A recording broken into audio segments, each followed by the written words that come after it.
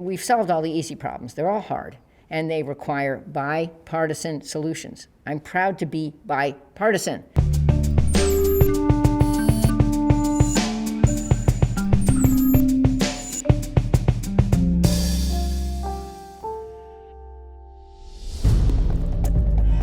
It's not about one individual leader. We've been heading down this path for decades.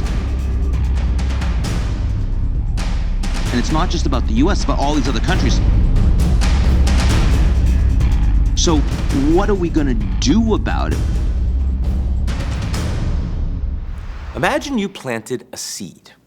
If it was an apple seed, you'd eventually have a tree and something to eat. Maybe a serpent. But what if it was a weed or some sort of invasive species that crowds out the rest of your healthy plants?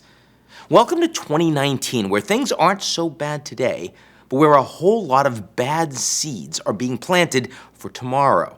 From trade wars and Middle East conflicts to Russian bots and eroding institutions, the world's gardeners are taking the day off. I'll get into it with the first female director of what's been an all-boys club. Former U.S. Congresswoman Jane Harman is here. She took time away from her top job at the Woodrow Wilson Center to talk national security, Congress, as well as what's become a dirty little word, bipartisanship. And of course, I've got your puppet regime. Something rotten in Denmark for sure. But first, a word from the folks who help us keep the lights on.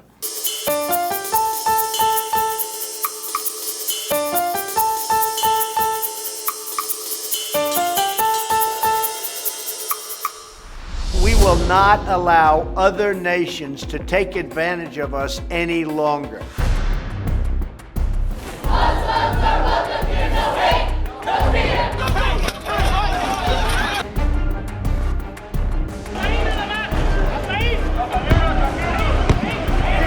Brexit does mean Brexit. We will make a success of it.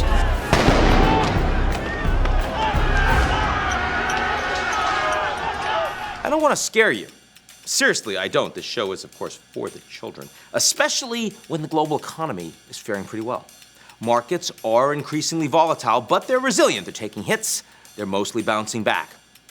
I've got some news for you, though, both good and bad. First, the bad. There's no easy way to say this, but we're entering just about the most dangerous geopolitical environment that I've seen in decades. It might not feel like it, at least not yet, but profound change doesn't usually happen overnight. Geopolitical cycles are slow. Norms and values need to develop, to become accepted, and to shape institutions and societies over time. Once in place, they're sticky. Barring bad luck, it takes years, even decades, to knock them down, but it does happen. And what I'm telling you is that a full-scale erosion is now underway. Sure, it could come all at once, a major Russian cyber attack, a broader Middle East war, a prolonged trade war with China that throws us all into recession. But for now, that seems unlikely.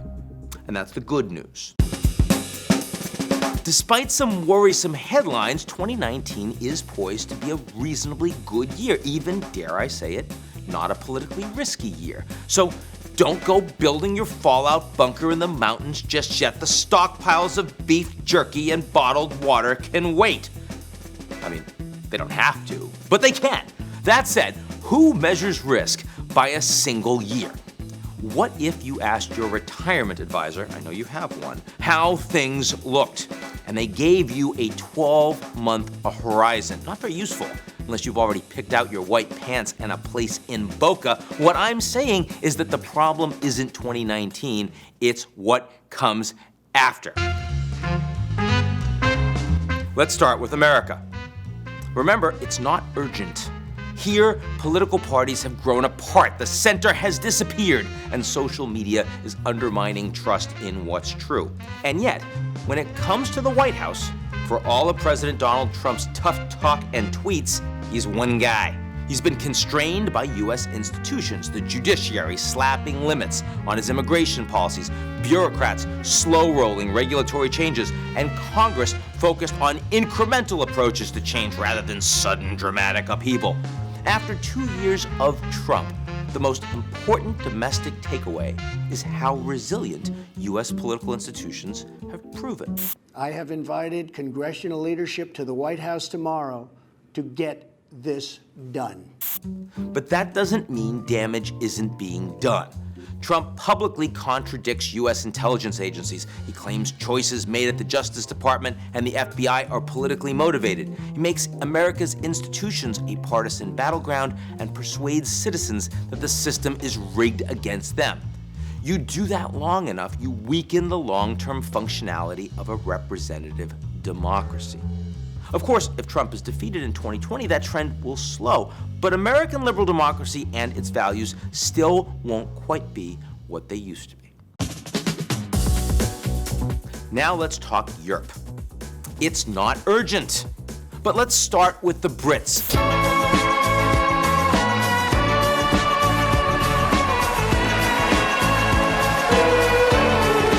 The UK's whole on-again, off-again withdrawal from the European Union has made it clear that nobody benefits from an exit. The thing is, nearly every current trend in Europe weakens Europe. Obviously, without the Brits, Europe isn't what it was. With Chancellor Angela Merkel set to depart, neither's Germany. And with Emmanuel Macron at a whopping 23% approval, facing a state of national emergency, and many of his own reforms a dead letter, there's a limit to what can be expected from France. Now, add to the pot governments in Italy and much of Eastern Europe looking to assert more national sovereignty and claw back power from Brussels.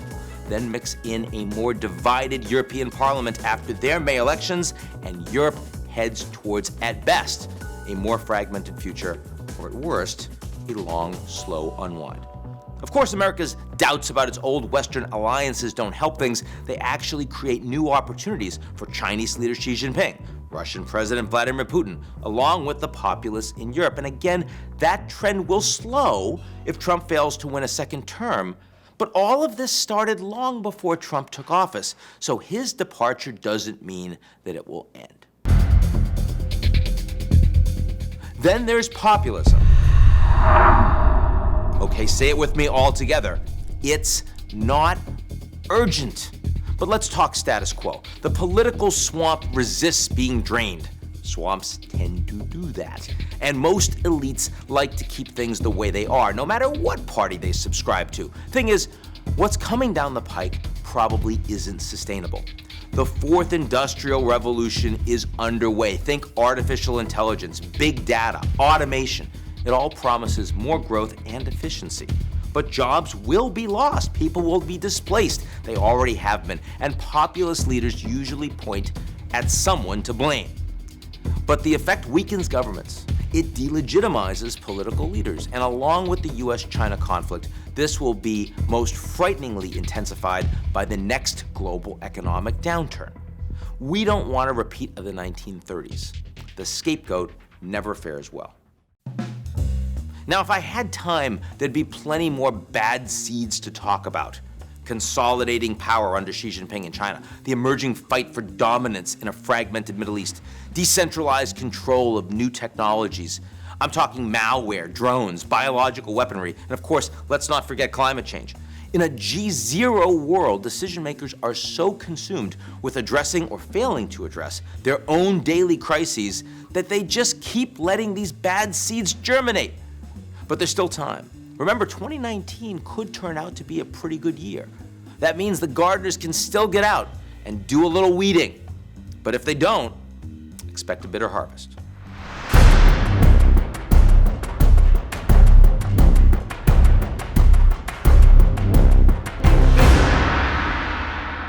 I was with him in Bali for the IMF. Our idea was to take 5 of the hardest problems and try to come up with bipartisan solutions. I had to give up my seat, and then I lost in a primary. That's where I was called the agent of Communist China. Jane Harman, the president and CEO of the Wilson Center, and 9-term congresswoman, 36th in California, Harvard JD, all sorts of other things. Great to be with you. It's my tennis prowess. It is your tennis prowess. That's my thing. That could be the most important thing. But maybe I'll start with Congress. What's the thing that people don't understand about how life will or will not change with this new Congress? Well, at least at the moment, Congress is a re-election machine. It's not a policy machine. And I think people don't get it, that the Congress they may remember somewhere vaguely in the history books that has played a role as the Article I branch of government. Our Constitution has 3 branches. Congress is 1, the executive branch is 2, and the courts are 3.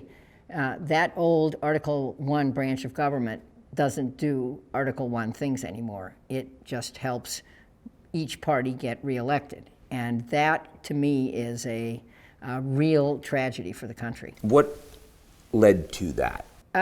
Probably many things, but the technology now used in campaigns had a lot to do with it. What was exciting to me about serving in Congress was the chance to work on policy. That's why I loved Congress when it was a policy machine. And there are still glimmers of hope. What happened recently in Congress on Yemen was exciting in the Senate. Let us go forward today and tell the world that the United States of America will not continue to be part of the worst humanitarian disaster on the face of the earth. The motion is agreed to. A bipartisan majority, look at that word, bipartisan, majority of the Senate, denied the use of U.S. military aid to prosecute the war in Yemen. Leaving aside the fact that Congress does less than it used to, fewer policies are made, it's harder to reach bipartisan consensus. What are the places that you would expect to see change with a few more Republicans on the Senate side, with a lot more Democrats and a majority on the House side? Well, I hope that the Democratic majority in the House will be about more than impeachment. In fact, I think impeachment is the wrong place to start, and I know that Speaker Pelosi doesn't want to start with impeachment.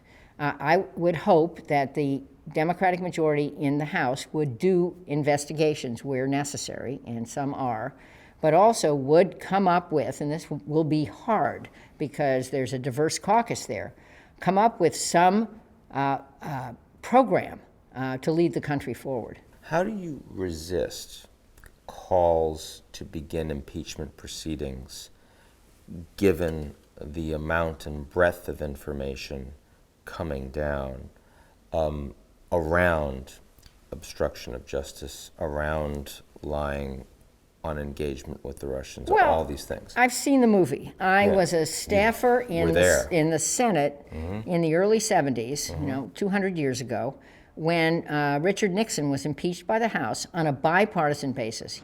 Our entire focus should be on the great issues of peace abroad and prosperity without inflation at home. Therefore, I shall resign the presidency effective at noon tomorrow.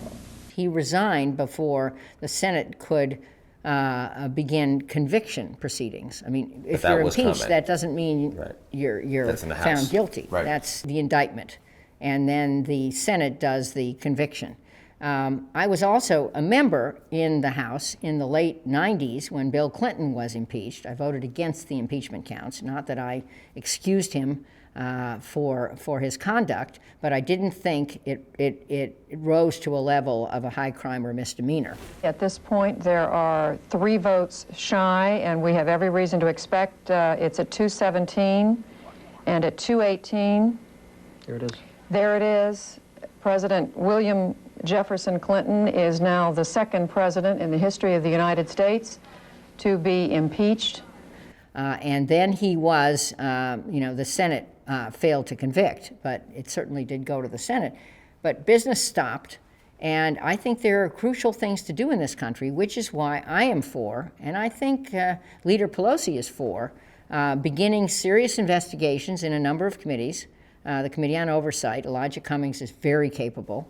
The House Intelligence Committee, Adam Schiff, who is leaving the job I had as ranking member to become chairman, is very capable. Jerry Nadler, who was a classmate of mine, elected in '92 on the Judiciary Committee, I think is responsible too. So have investigations of the right pieces of this.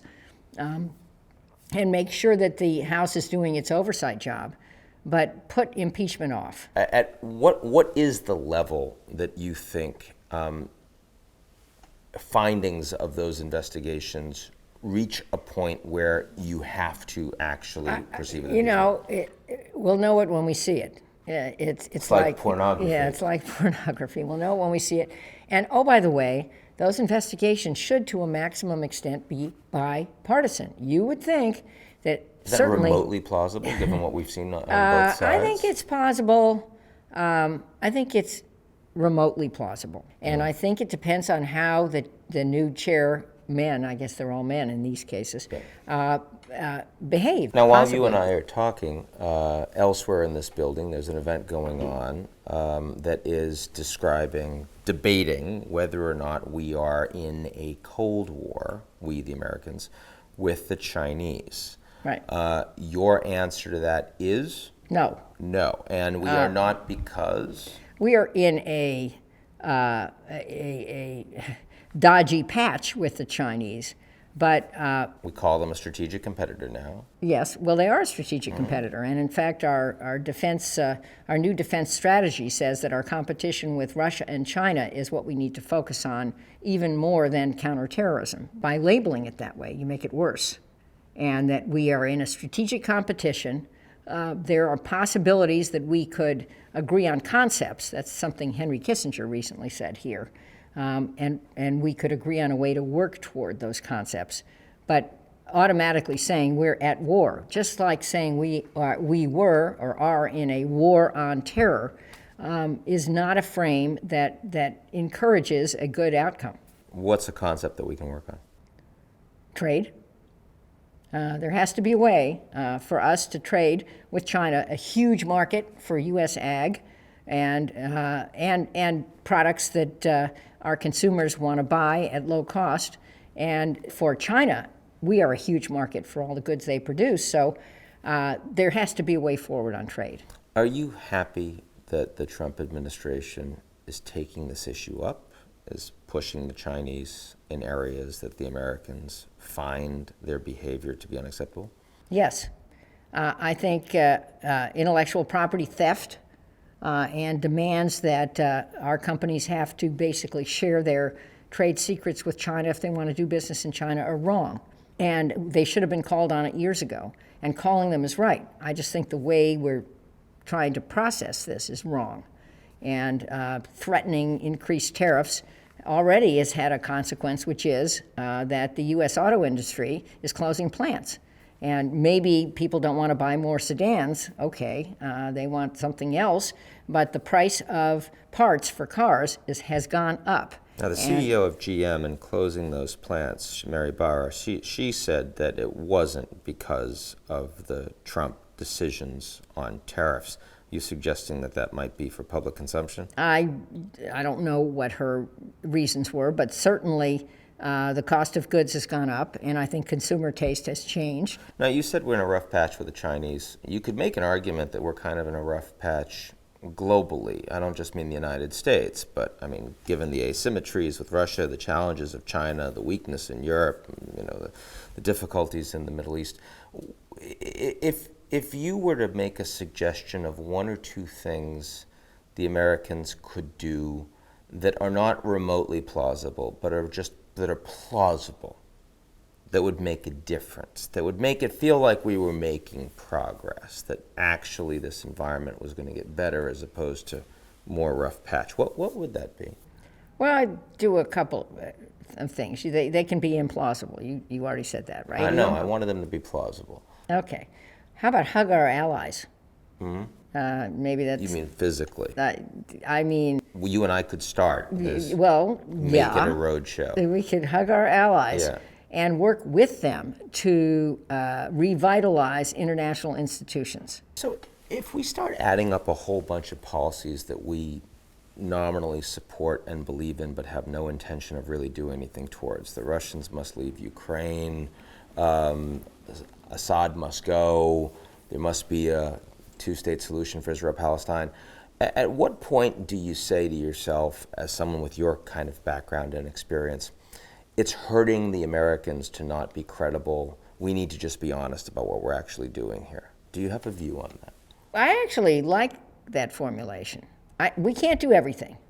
I agree with that. But what we can do is live our values. We're struggling with that a little bit at the moment. I mean, I think turning kids away from parents at borders is not one of those values. Blocking people from 5 or 7 countries from coming here just because they come from 5 or 7 countries is not one of our values. Well, a lot of political leaders, and not just in the United States, on so many of these issues seem to be incapable of focusing on the things that are going to affect their kids.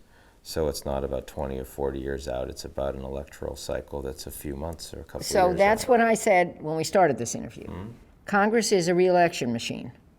And the election cycle in the House is 2 years. The election cycle in the Senate is 6 years, but you have to raise umpteen bazillion dollars to run a Senate campaign. Actually, now you have to do for a House campaign too. And there's all this independent money floating around. So if that's what you focus on, it's like quarterly earnings. And you can't even focus on your kids. You can't even see your kids because you're so busy dialing for dollars. So it's a race to the bottom. And the history of Congress is a noble history. Sure, there have been big fights. Got it. But it's the Article I branch of government. It's the first branch. It's what the founders thought would be it seems to me, the engine of our democratic republic. I was really proud to be elected there. It's hard to get elected. I won 17 races for the House, including primaries. And in one of my primaries, I was called a traitor and a spy. I mean, this tells you what my own party thought. I was also on to you early, Jane. I was also called an agent of communist China by a Democrat. But hey. But that's why you said they're not in a Cold War with us, of course. Now we understand. So the dream of an effective Congress empowers me. We've solved all the easy problems. They're all hard, and they require bipartisan solutions. I'm proud to be bipartisan. And the U.S. can do so much better. We could do it tomorrow if we decided and we had the political will to do it. Jane Harman, thank you very much. Hi Ian, my name's Stephen. I'm from Kent in England, and I just wanted to know what your take is on Brexit. Stephen, I actually heard a joke about Brexit recently. It was an Englishman, a Welshman, and a Northern Irishman all go into a bar. The Englishman wants to leave, and so they all have to go. That's kind of Brexit these days, right? It is whatever the outcome, pretty much everyone will be unhappy. The ability of the Brits to thoroughly disappoint every citizen politically over the course of the last 2 years has exceeded my wildest fantasies, and indeed has made the Americans politically look comparatively functional. And I appreciate that, Stephen. I want to just offer my thanks. It's going to take a very long time. Theresa May will not be the person to implement it. It is possible that there will be no Brexit at all, and it is possible that there will be another referendum. Right now, all we know is it's going to continue to take a long time, and it's going to continue to erode confidence in British institutions and weaken the prospects for UK economic growth.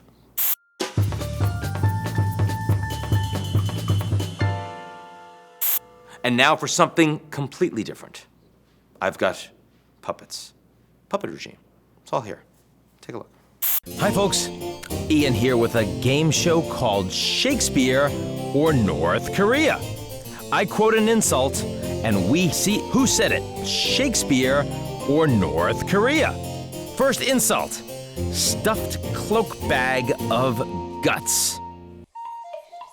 That huge bombard of sack, that stuffed cloak bag of guts, that roasted Manningtree ox with a pudding in his belly, that Reverend Vice. Falstaff never got over that one. Next one. A most cruel and bloodthirsty beast. Dick Cheney is hated as the most cruel monster and bloodthirsty beast, as he has drenched various parts of the world in blood. Not wrong, and that's right. 2005 was truly a simpler time. Next up, cream-faced loon. Did I say that? The devil damn thee black, thou cream-faced loon, and where gotst thou that goose look? Something rotten in Denmark for sure. Okay, last one here. Chicken soaked in rain. It's like the rain's daughter, but... A chicken soaked in... That is the stupidest insult I've ever heard. Who the hell is this idiot? Oh, hey, who are you calling an idiot? I'll kill you! I'm already dead, you bovine idiot. That's what she said. Okay, this is not really going as planned. You look like a Harry Potter. Oh my, he does bear a most striking resemblance to... That's our show this week. We'll be back next week. Don't miss it. I'll know. In the meantime, if you like what you've seen, check us out on GZEROmedia.com.